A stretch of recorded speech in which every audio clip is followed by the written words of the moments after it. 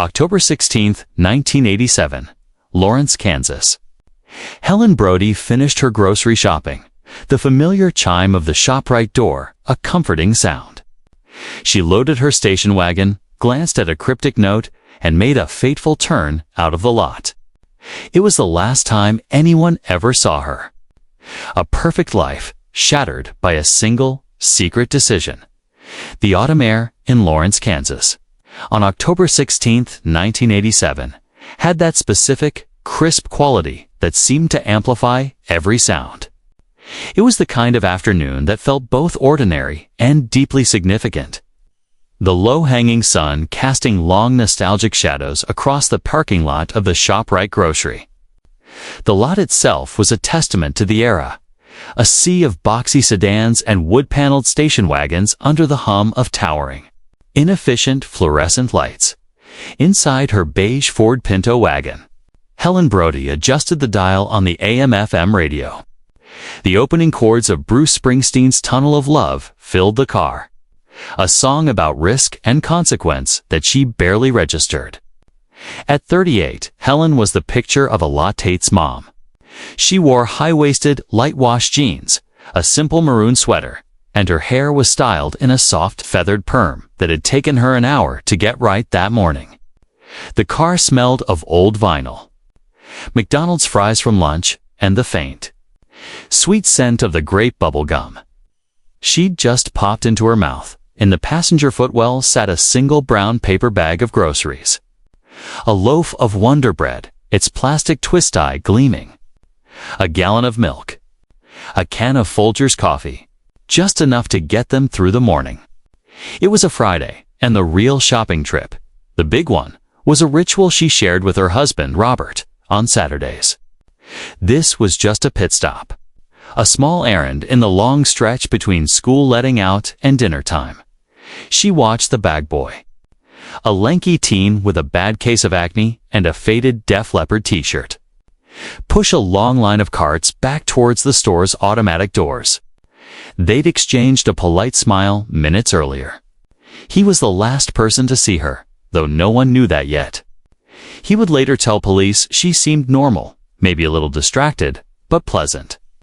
He remembered the groceries. He didn't remember seeing anyone else near her car. Helen placed her purse, a large, brown leather bag with a clumsy brass buckle, on the passenger seat. As she did, her fingers brushed against a folded square of notebook paper, the kind torn from a 3-ring binder. She pulled it out. The writing inside was a man's, hasty and slanted.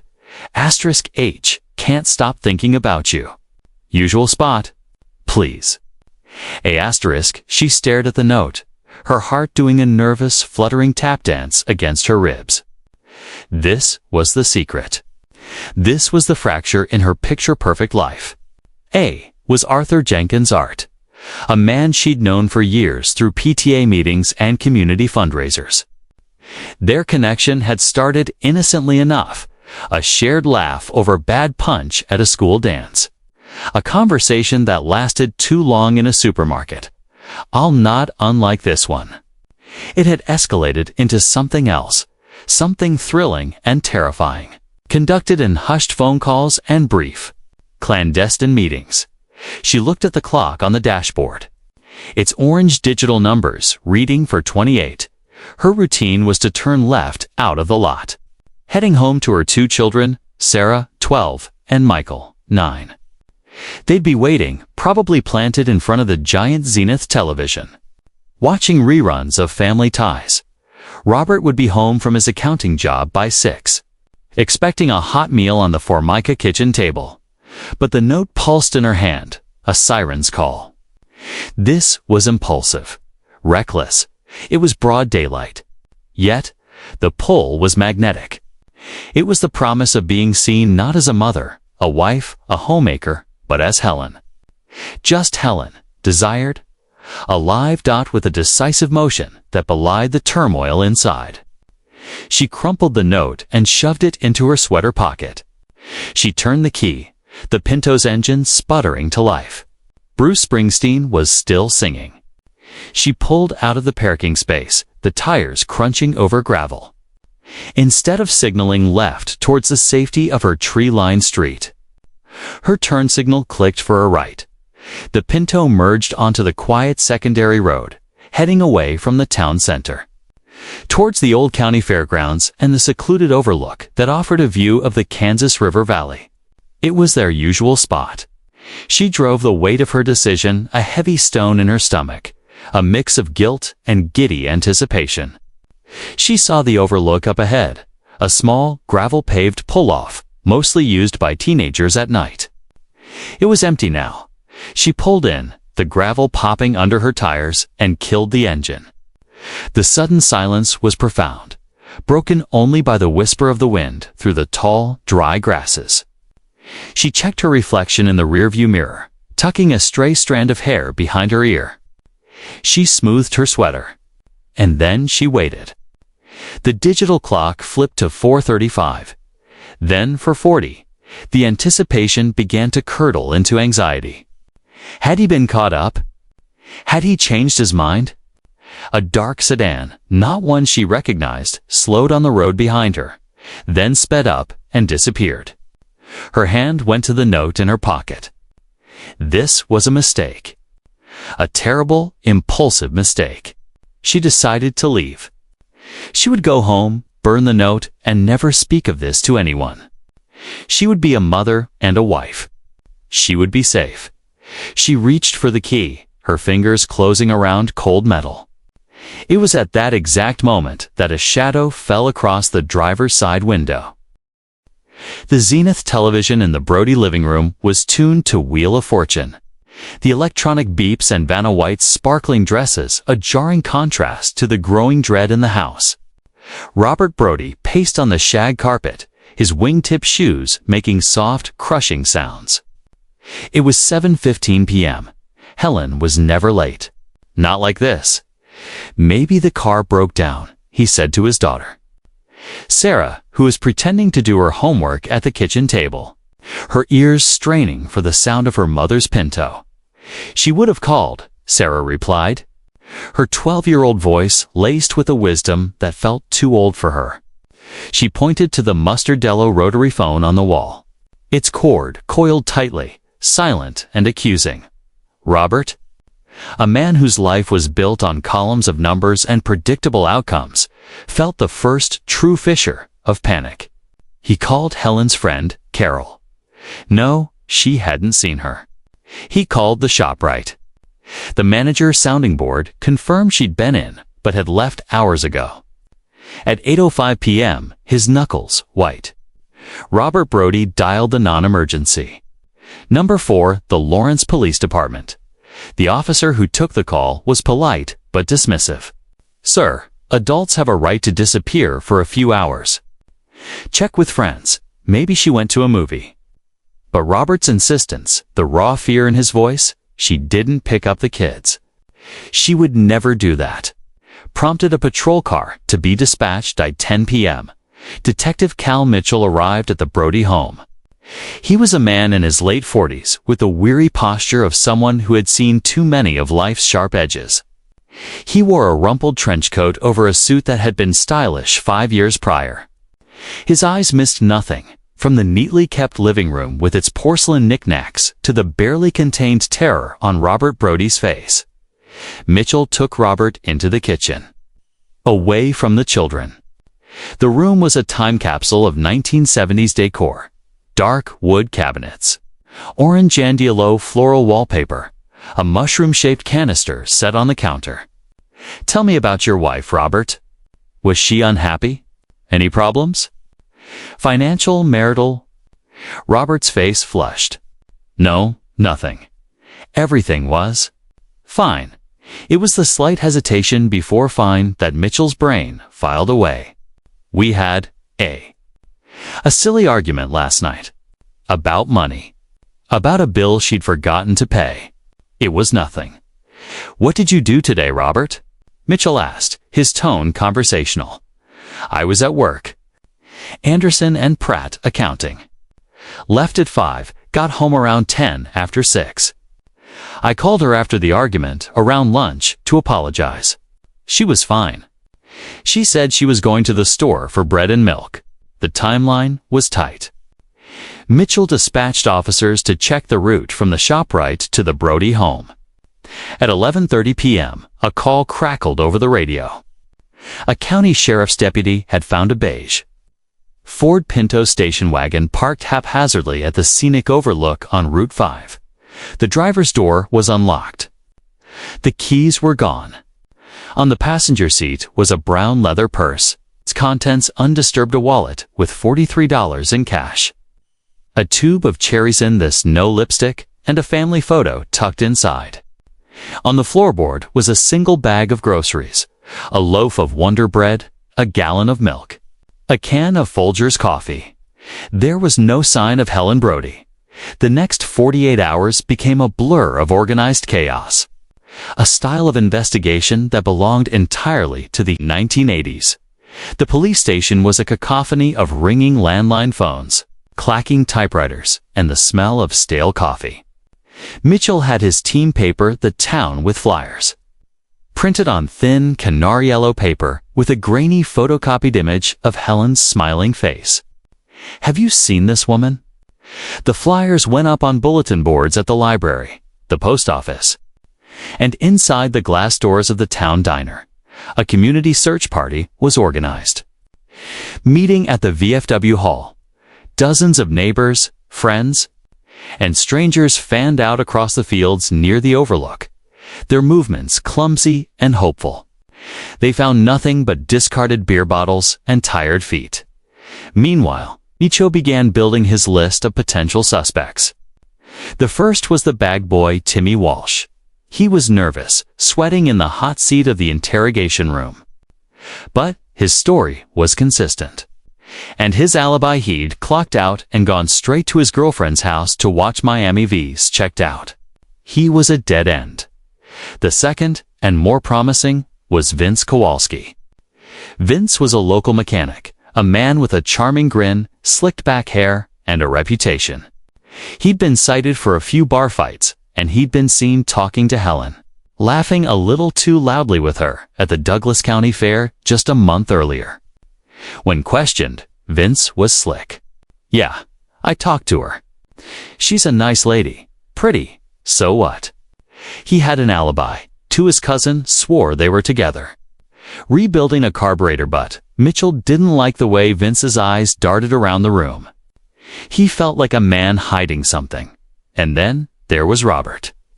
The husband is always the first suspect. Mitchell couldn't shake that hesitation, the small lie about the argument. Robert's grief seemed real, his panic genuine. But grief and guilt could wear the same mask. Robert's alibi was his office, a place of time-stamped ledgers and colleagues who vouched for him. It was solid, but not ironclad. As the second day bled into a second night, the leads began to evaporate. The one potential witness, an elderly woman named Agnes Miller, who lived near the overlook, thought she might have seen a dark-colored sedan driving slowly around the time Helen vanished. But she couldn't be sure of the make, model, or license plate.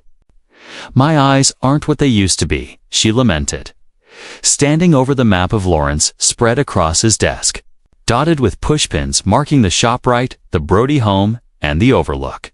Detective Cal Mitchell felt the case growing cold.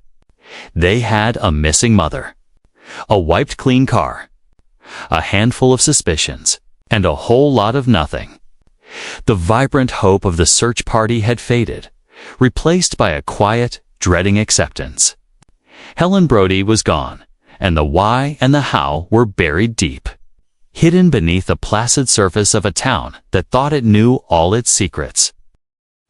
The weeks after Helen Brody's disappearance bled into a grim, gray November.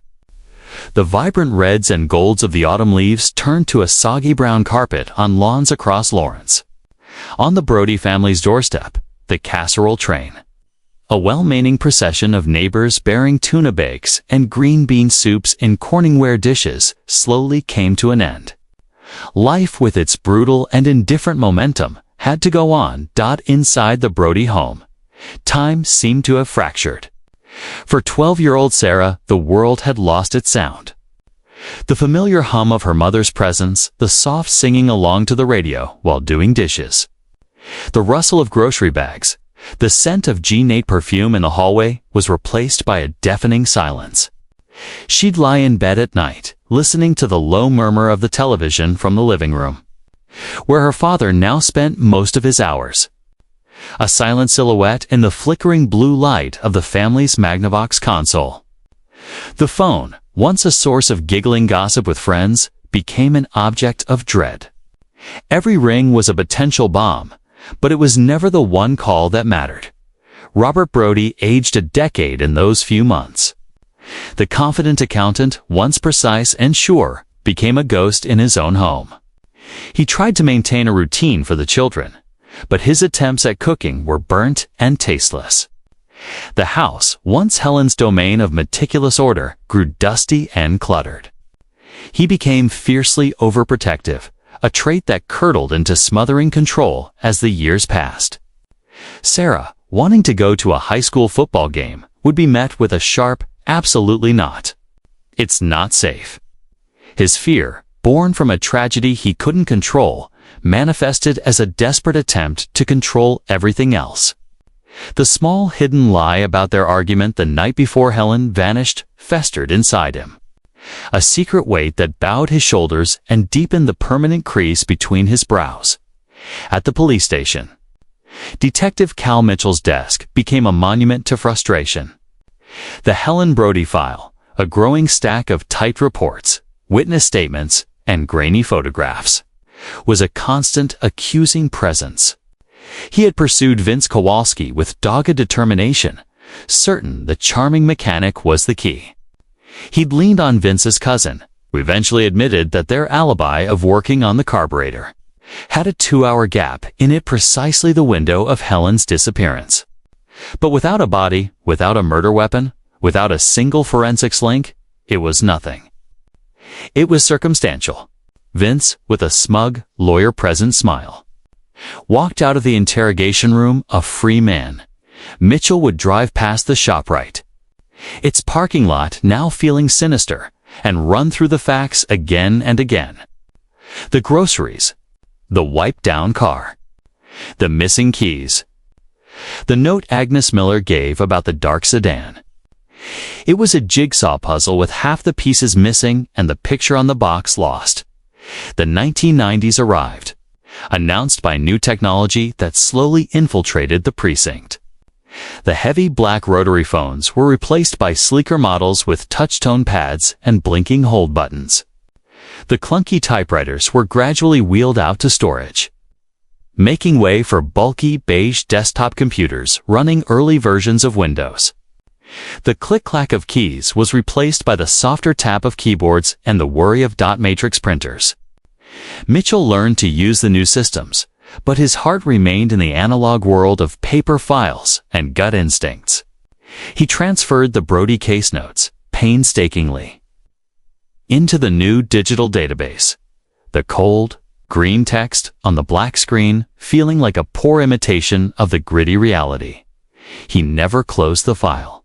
Not officially.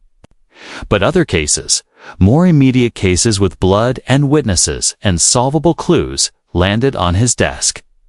A armed robbery at a local 7-Eleven.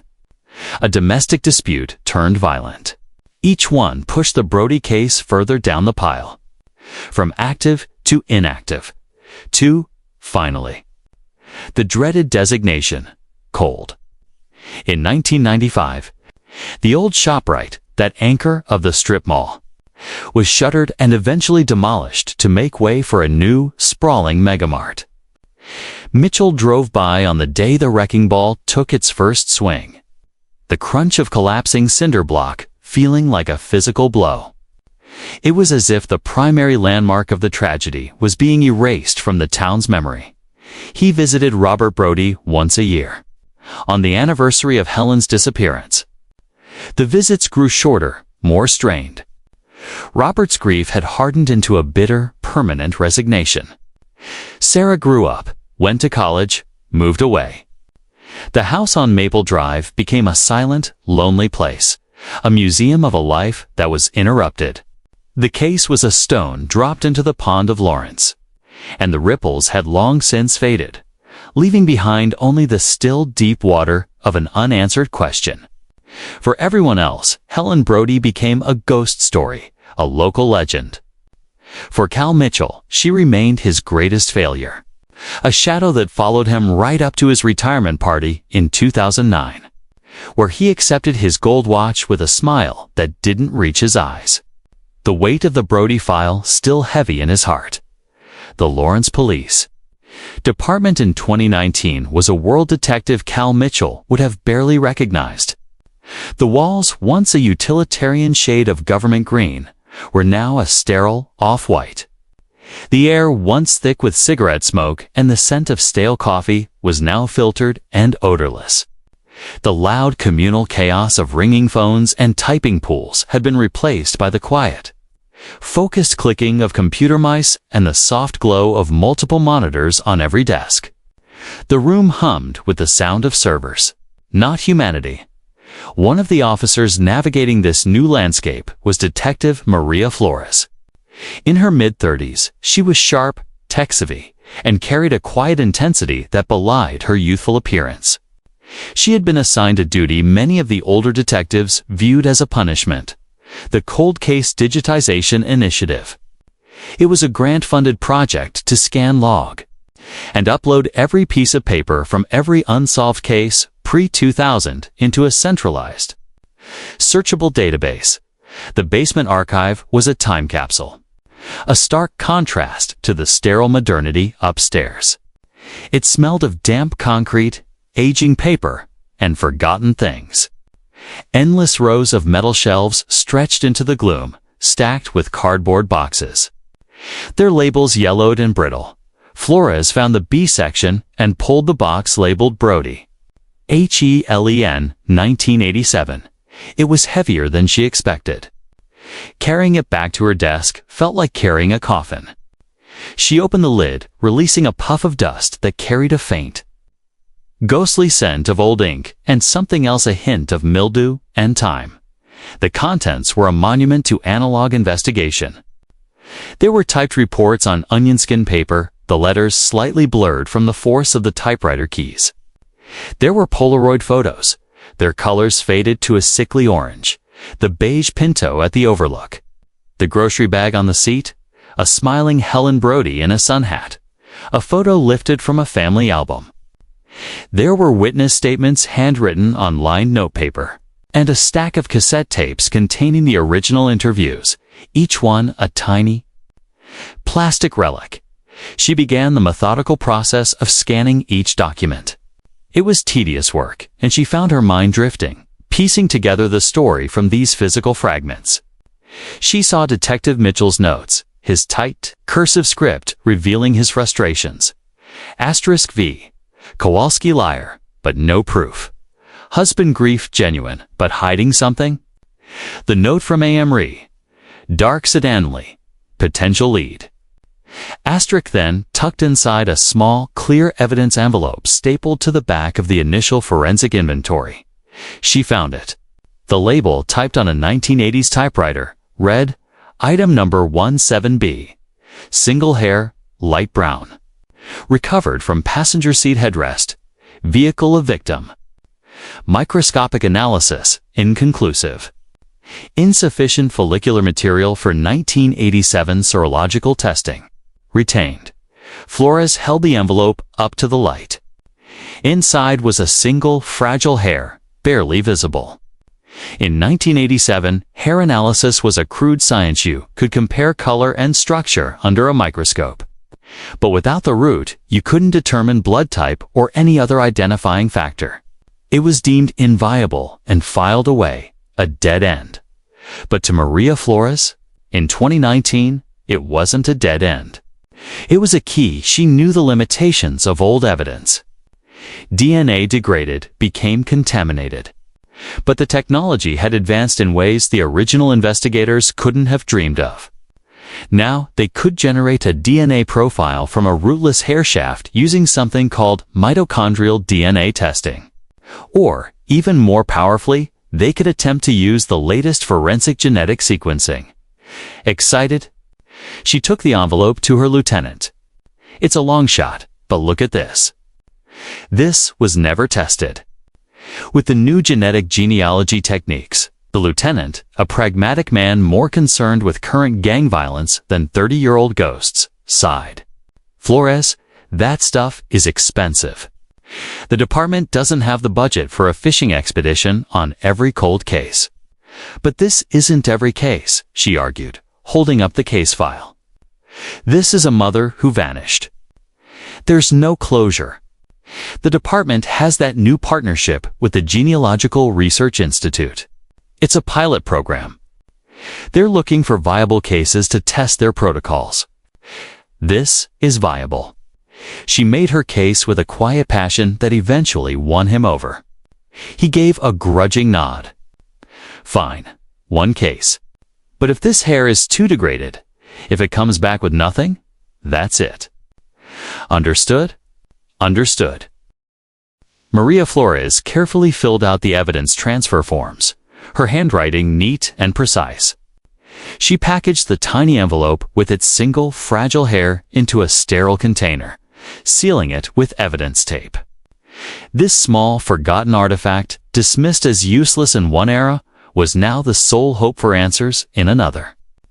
She was sending a message in a bottle, thrown into the vast digital ocean of human genetics, hoping against hope that someone, somewhere, would be able to read it. The wait was agonizing. For 3 months, the Brody casebox sat on a shelf in Maria Flores's cubicle, a silent reminder of the potential ticking away in a lab 1,000 miles away. The Genealogical Research Institute, GRI, a private, non-profit organization partnering with law enforcement, had a long backlog. Finally, the email arrived. The subject line was simple: Case number 87 to 451. Brody, Helen, preliminary findings. Flores clicked it open, her heart thudding. The report was dense with scientific jargon, but the executive summary was clear. The hair shaft had yielded a viable DNA sample. However, it was a challenging profile, degraded and mixed with minute contaminants from decades of storage. It wasn't the pristine smoking gun one saw on television crime shows. The GRI genealogist, a woman named Dr. Eris Thorne, explained the process over a subsequent video call. "We don't have a direct match to an individual in any criminal database. Like cowardice," she began, her face calm and professional on Flores's screen. "What we have is what we call a genetic puzzle. We've uploaded the anonymized profile to several public genetic databases as the ones people use for ancestry tracing." Flores leaned in. And we got hits. But they're not close. We've identified a number of individuals who share segments of DNA with your evidence sample. They are distant cousins, third, fourth, fifth cousins. Our job now is to build their family trees backward to find their common ancestors, and then builds those family lines forward to find a person who fits the geography and timeline of your crime. It was a monumental task. It was detective work, but of a completely new kind. Instead of knocking on doors, they were navigating sprawling digital family forests. Flores cleared the whiteboard in her office. On the left side, she wrote hair from victim's car. From there, she began drawing lines, a complex, growing spiderweb of connections. Dr. Thorne would email her names. "We have a strong genetic link to a user with the Screenom Kansas root 72. Their shared DNA suggests a common ancestor 4 to 5 generations back." Flores would then dive into public records, census data, birth certificates, obituaries, marriage licenses, all digitized and searchable in a way that would have been impossible for Cal Mitchell. She spent days tracing the lineage of Kansas root 72 back to a couple who had homesteaded in Douglas County in the 1870s. Another match. Seattle Jean lived in Washington State but had grandparents from Topeka. Painstakingly, Flores built their tree backward and found the same homesteading couple. A third match, from Ohio, also connected to the same ancestral pair. "This is it," Dr. Thorne said during their weekly call. "You found your common ancestral couple, Silas and Eleanor Jenkins. They had 7 children. Your suspect will be a descendant of one of those 7 lines. Now, we build all those lines forward, down to the present day, and see which descendants were in Lawrence, Kansas, in 1987. This was the most labor-intensive part. Flores felt like a historian, meticulously charting the sprawling Jenkins family. Some lines had died out. Others had moved to California, Florida, New York. She eliminated them one by one. She focused on the branches that had remained in the Midwest, specifically in Kansas. The process was fraught with dead ends and red herrings. One promising lead was a man named David Jenkins, who had a minor record for petty theft and had lived in Lawrence in the 80s. But when Flores tracked him down, he was in a wheelchair. Having been paralyzed in a car accident in 1985, he was physically incapable of the crime. Weeks turned into a month. The whiteboard was a chaotic mess of names, dates, and crisscrossing lines. Then Flores built out the final branch of the last remaining viable line. It led her to 2 brothers, the grandsons of Silas and Eleanor's youngest son. Their names were Arthur Art Jenkins and Leo Jenkins.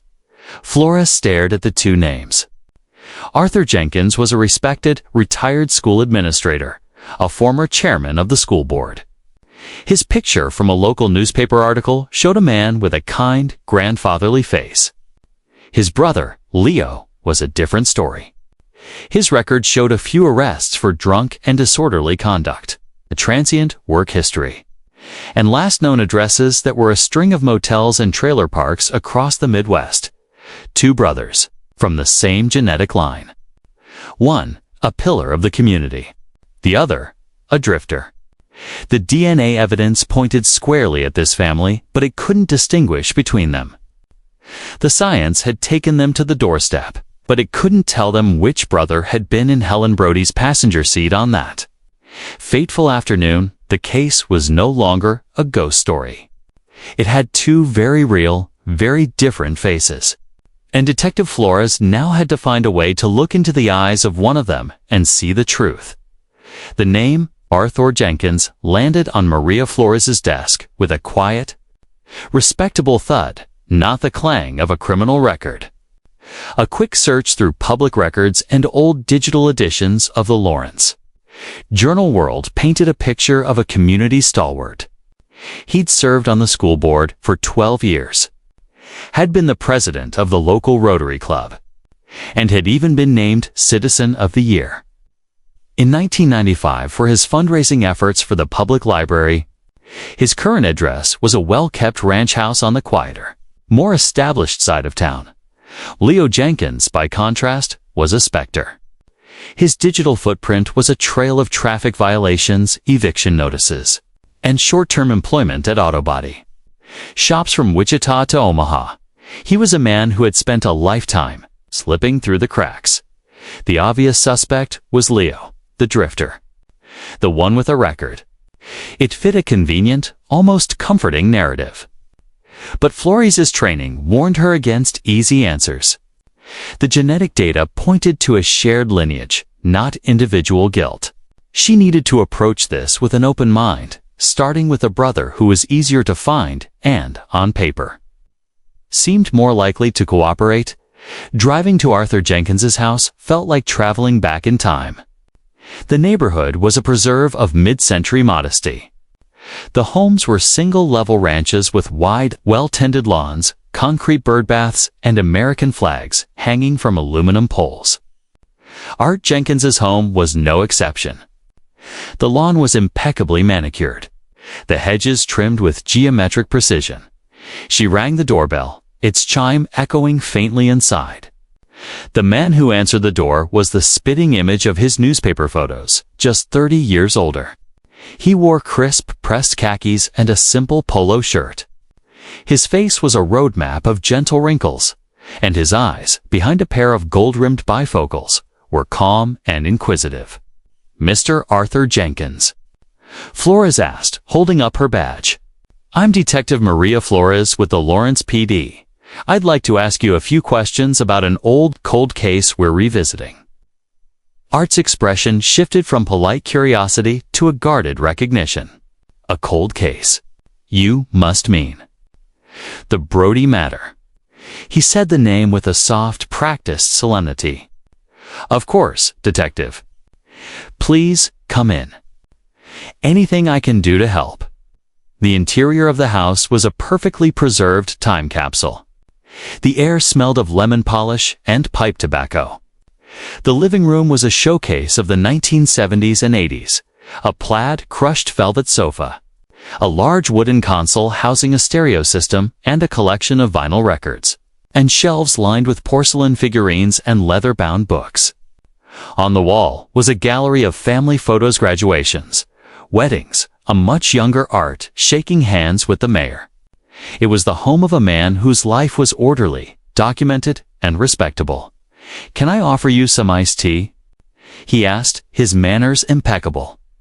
"No, thank you, sir," Flores said, taking a seat on the edge of the sofa.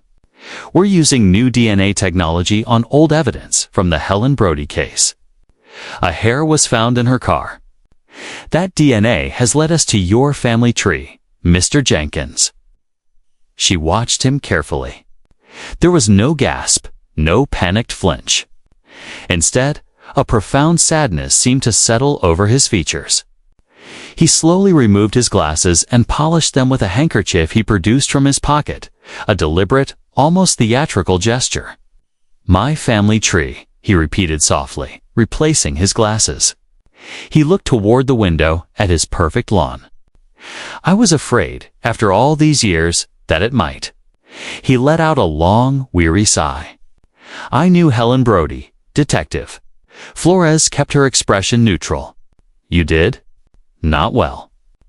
Through the PTA, our children were in the same school. She was a lovely woman." He paused, choosing his words with the care of a man building a delicate house of cards. "This is very difficult to say. But my brother, Leo, ... He was a troubled soul. He was in and out of town back then, always needing money, always causing some kind of trouble. I wouldn't put anything past him. It was a perfect, smooth deflection." The concerned citizen reluctantly pointing a finger at his black sheep brother. It was exactly what Flores expected him to say. And it was a little too perfect. "Did you ever see your brother with Helen Brody?" Flores pressed gently. "No, never," Art said, a little too quickly. But Leo was secretive. He could be very charming when he wanted to be. He could have lowered her. He shook his head, the picture of fraternal disappointment. "It breaks my heart to say it, but it's the only thing that makes sense." Flores nodded, as if in agreement. She decided to apply a little pressure just to see how the respectable facade held. "The evidence places someone from your immediate genetic line in that car. Mr. Jenkins? It could have been Leo, but the investigation has to be thorough. We'll need to account for your whereabouts on October 16, 1987, as a formality." For the first time, a crack appeared. It wasn't in his words, but in his eyes. A flicker of something cold and hard behind the bifocals. His smile remained, but it grew stiff. "My whereabouts? Detective, that was over 30 years ago. I was at school, I'm sure. Then I would have come home to my family. It was a Friday. We always had pizza on Fridays. It was a common, unremarkable alibi. The kind that was impossible to prove and equally impossible to disprove after so long." He was counting on that as Flores stood to leave, thanking him for his time. Her eyes scanned the family photos on the wall again. One in particular caught her eye. It was a picture of a much younger Art Jenkins, his hair still dark, standing with a group of other men at a community event. They were all wearing matching t-shirts. The event was a fundraiser, and printed on the shirt was the name of the organization he'd chaired, the Douglas County Fairgrounds. Preservation Committee. The fairgrounds. The same fairgrounds that were just down the road from the overlook where Helen's car was found. It was a connection, thin as a thread, but a connection nonetheless. Art Jenkins had just thrown his brother neatly under the bus. But as Maria Flores walked back to her car, the image of the respectable grandfather in his time capsule house, the one who knew the victim and was connected to the location, lingered in her mind far more prominently than the specter of the drifter brother. The obvious suspect wasn't always the right one. Back at her desk, the image of the Fairgrounds Preservation Committee t-shirt burned in Maria Flores's mind. It was a connection, but it was circumstantial. Art Jenkins was a community leader. Of course he'd be involved with a local landmark.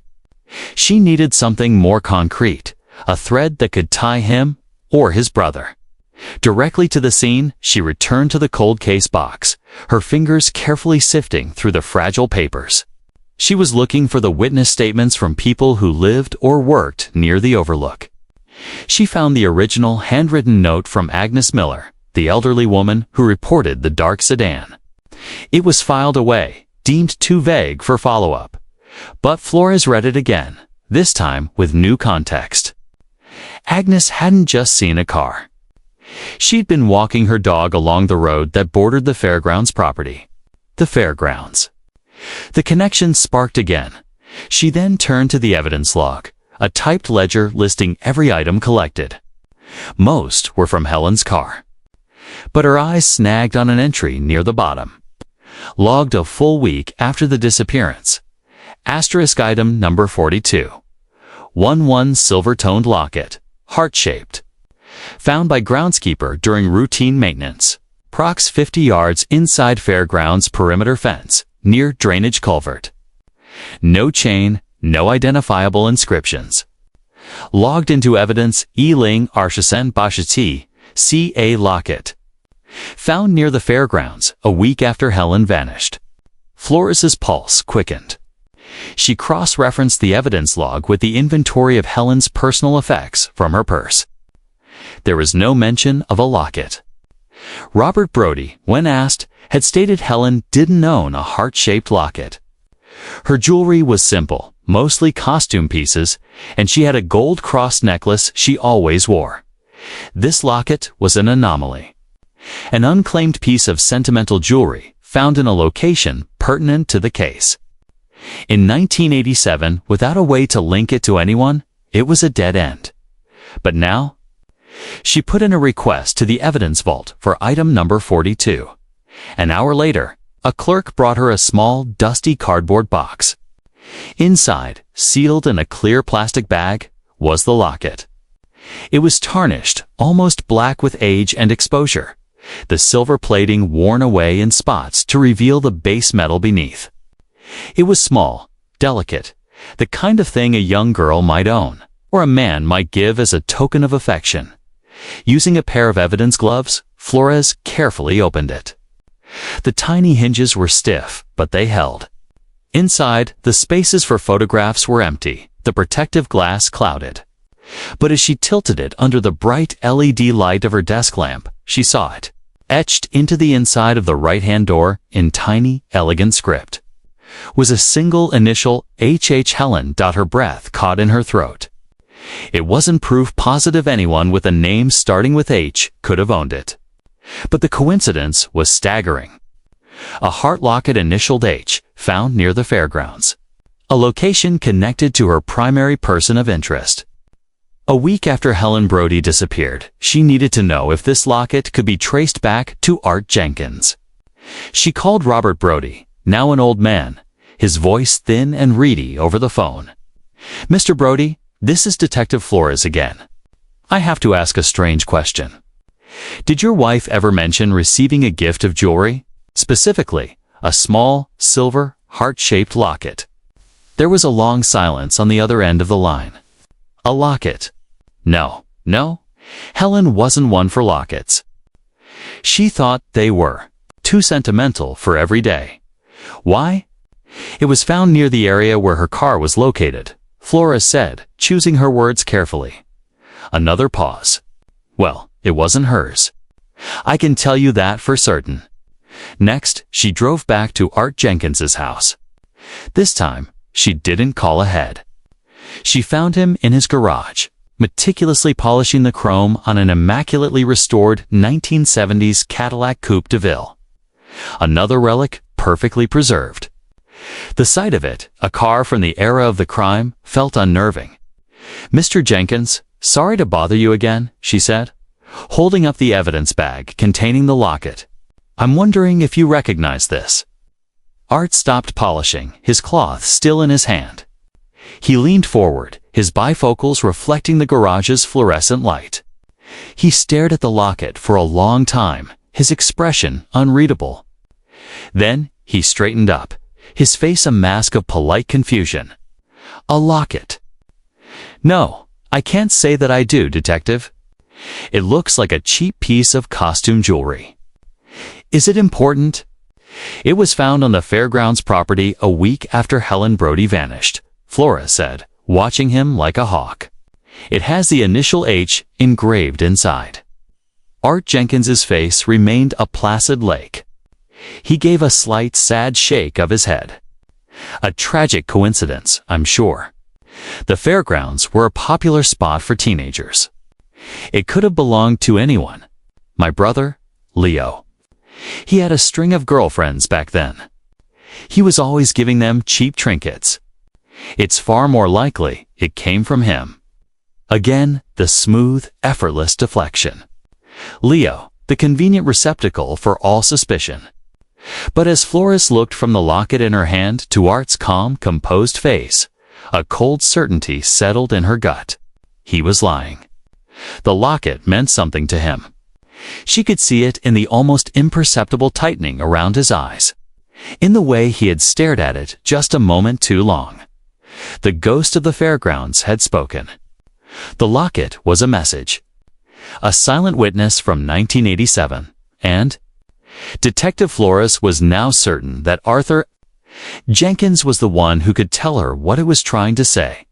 "Maria?" Flores didn't schedule a formal interview at the station. She knew a man like Arthur Jenkins, a man who had built his life on a foundation of respectability. Would armor up with a lawyer and carefully rehearsed statements if she made it official. Instead, she waited 2 days and returned to his home in the late afternoon. Relying on the element of surprise and the psychological weight of the locket, she found him not in the garage, but in his den, a room even more densely packed with the artifacts of his life. Wood-paneled walls were covered in framed certificates and civic awards. He was sitting in a worn leather armchair, a pipe resting in an ashtray beside him, filling the room with a sweet cherry-scented smoke. "Detective Flores," he said, not rising. The polite mask was still in place, but it was thinner now, strained at the edges.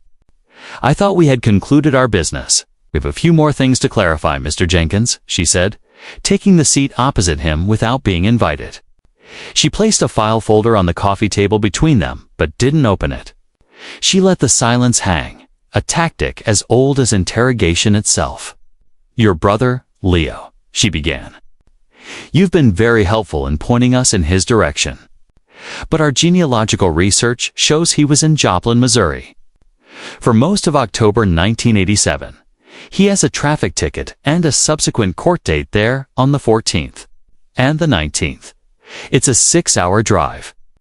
It seems very unlikely he was here in Lawrence on the 16th to put a hair in Helen Brody's car." The color drained from Art's face.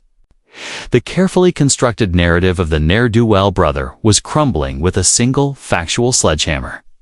His hand trembled slightly as he reached for his pipe, but he didn't light it. He just held it, a prop for his crumbling composure. "Technology is a remarkable thing, isn't it?" Flores continued, her voice soft but relentless. "It can find a man in Joplin 30 years ago, and it can find a hair in a car. A hair from your family, Art, not Leo's, yours." She let that hang in the cherry-scented air. She watched the internal struggle play out on his face, the pride, the fear, the decades of practiced denial. Finally, with a long, shuddering sigh, the mask fell away completely. The respectable grandfather vanished, replaced by a tired, frightened old man. "Leo," he whispered. "The name a curse. Even when he's not here, he's a plague on my life." He looked at Flores, his eyes pleading. "You have to understand. My reputation. My family. It was all I had built." "Tell me about Helen," Flores said, not unkindly. The story spilled out of him then. A tormented confession he'd held inside for 32 years. He and Helen had met through the PTA. It started as a shared complaint about school funding. Then became coffees, then longing glances. He was flattered by the attention of a beautiful, younger woman. She was lonely, feeling unseen in her marriage. It was a cliché, he admitted, but it felt anything but ordinary to them. "The note," he said, his voice hollow. "I gave it to her that morning, slipped it into her hand after a school meeting. I asked her to meet me. I was a fool. An impulsive, lovesick fool." "So you were at the Overlook," Flores stated. "Yes," he confessed, the word a ghost of a sound. "I was in my car, parked further down the road. I saw her pull in. I was about to drive up when I saw another car, a dark sedan, slow down near her Pinto. I panicked. I thought it was her husband. I thought we'd been caught. So I drove away. I left her there." He buried his face in his hands. "I drove around for an hour, sick with fear. When I came back, her car was gone. I thought she'd just gone home. It wasn't until the next day when the news broke. When I knew." His shoulders shook with silent sobs. "My cowardice. My fear of being exposed. I killed her as surely as if I'd pulled a trigger. By leaving her there alone." He looked up, his eyes red-rimmed and desperate. "The locket. It was a birthday gift. I gave it to her 2 weeks before. She told her husband it was from a female friend. She kept it hidden. She must have had it with her that day." Flores processed this. The secret was out. The affair. The cowardice. The locket. It was a motive for Art to silence Helen, but his anguish seemed too genuine. His story of panicked flight too pathetic to be a lie about murder. "Why didn't you ever come forward?" she asked, the question hanging in the tragic stillness of the room. "You could have told the police about the dark sedan. You could have given them a real lead." Art Jenkins looked at her as if the answer was the most obvious thing in the world. "And ruin my life. Destroy my family. Lose my job, my standing in the community. For a dead woman?" The sheer, brutal selfishness of it hung in the air, a more damning confession than any admission of violence. He had chosen his reputation over justice for the woman he claimed to love. He had allowed a killer to go free, a family to suffer, and a community to be haunted. All to preserve his own comfortable lie. The life lesson was no longer subtle. It was a stark, horrifying portrait of the cost of cowardice and pride. The crime wasn't just the abduction of Helen Brody. It was the 30-year silence that followed. And Arthur Jenkins was finally, undeniably, complicit. Back at the station, the case had reached a critical juncture. Maria Flores had a confession of a certain admission of an affair, of cowardice, of a catastrophic moral failure. But she did not have a confession to murder, and the physical evidence still could not distinguish between the two brothers. Art's story painted him as a guilty bystander, not a killer. Leo, with his alibi partially shattered, he could have driven back from Joplin, was still a viable suspect.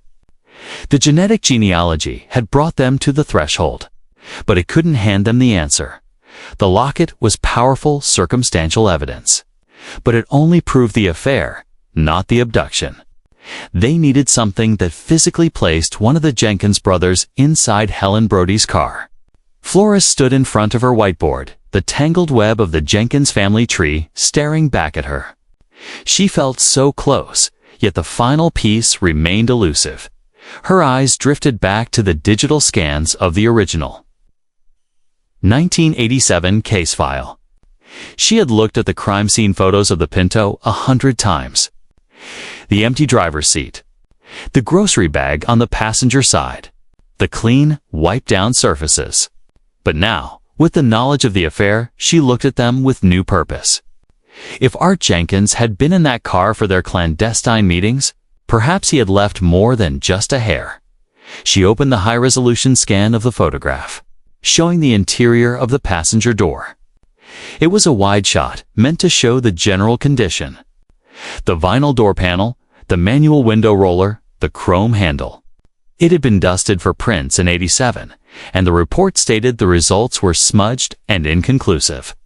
The technology of the time relied on perfect, clean impressions. But modern digital enhancement software, developed for aerospace and military use before trickling down to forensics in the 2000s, could work miracles. It could isolate patterns from noise, clarify distortions, and reconstruct damaged data. It was a long shot, but it was all she had. She sent the high-resolution scan to the department's digital forensics unit with a specific request: enhance the area around the interior passenger door handle. Look for any latent, partial impressions that previous analysis might have missed. The wait was another agonizing 24 hours. When the email came back, the attached report was technical, but the summary was clear. Using a multispectral analysis algorithm, the techs had isolated a partial fingerprint from the smudged residue on the underside of the chrome door handle.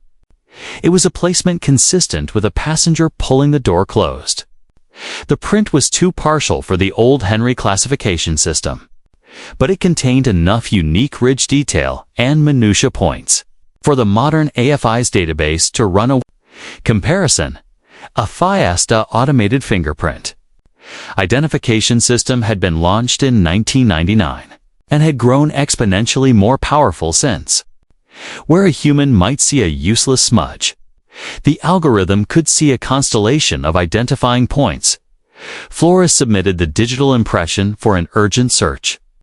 The system churned through millions of records, comparing the partial print to known criminals, government employees, and crucially anyone whose prints had ever been taken and logged for any reason.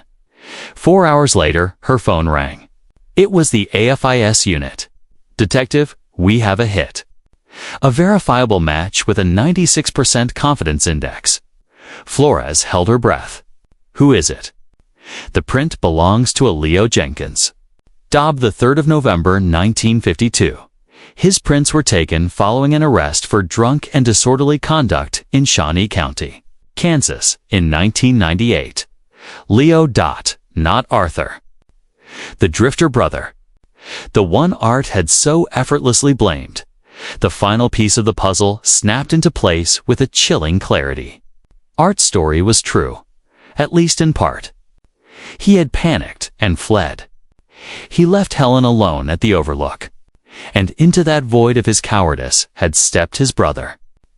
Leo, who knew of the affair. Leo, the opportunist. Leo, who must have followed Helen, seen his chance, and approached her car.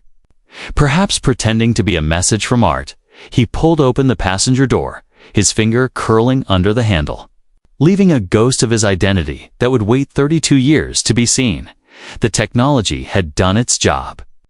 The genealogy provided the family. The digital enhancement provided the individual. They had their man. Now, they just had to find him. Leo Jenkins was found not in a seedy motel, but in a county hospice facility on the outskirts of Topeka. The man lying in the adjustable bed was a skeleton draped in pale, papery skin, his breathing a shallow rattle.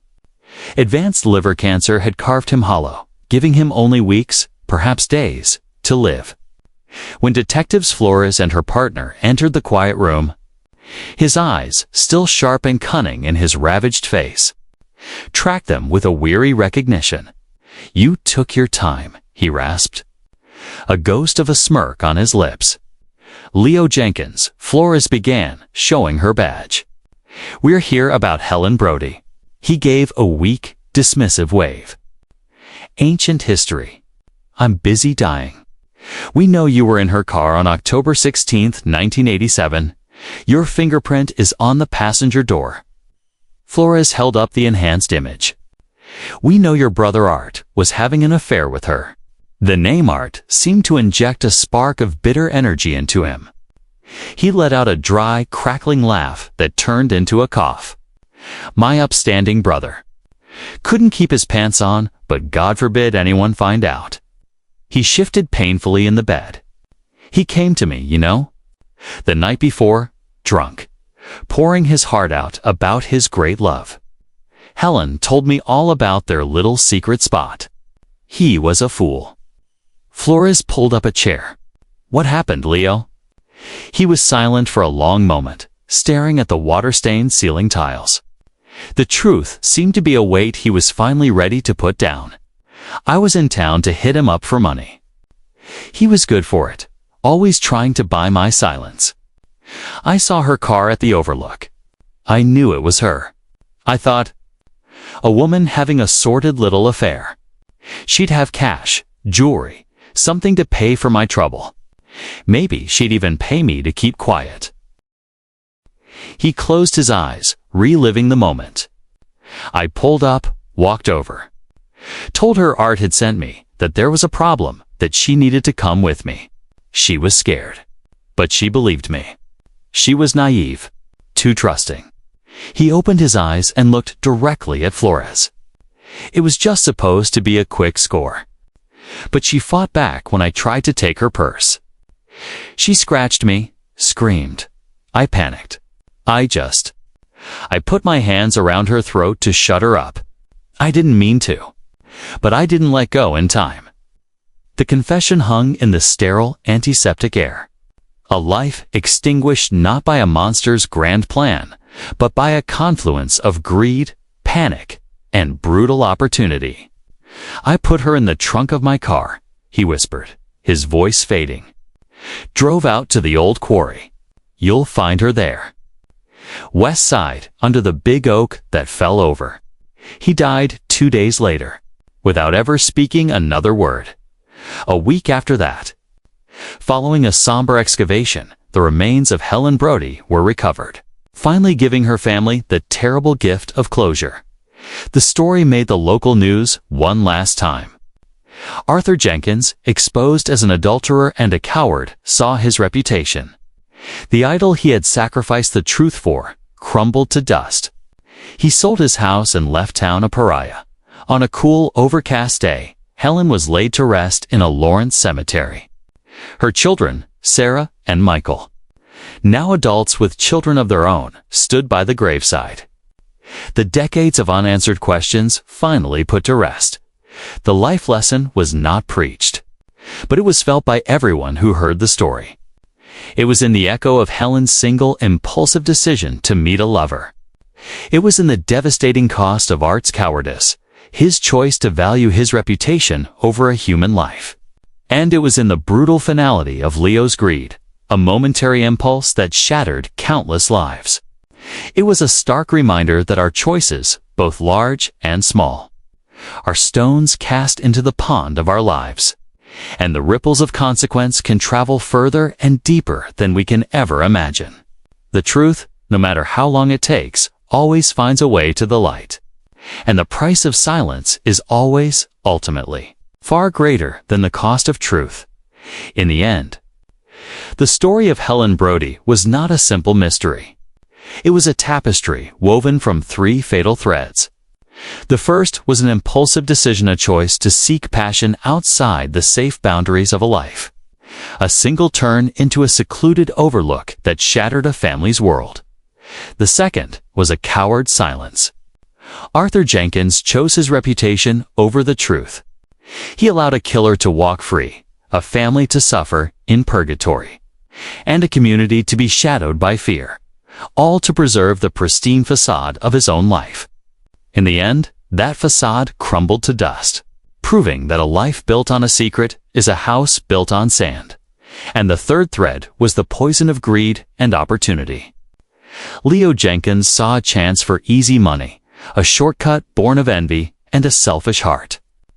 A momentary, violent impulse set in motion a tragedy that would echo for over 3 decades.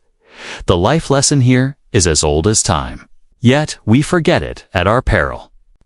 Our choices, both the large, life-altering ones and the small, seemingly insignificant secrets we keep, have weight. They create a chain of cause and effect that can stretch far beyond our sight. A lie told to protect a reputation can enable a monster. A moment of cowardice can be as destructive as an act of violence. And the quest for a selfish gain can extinguish a light.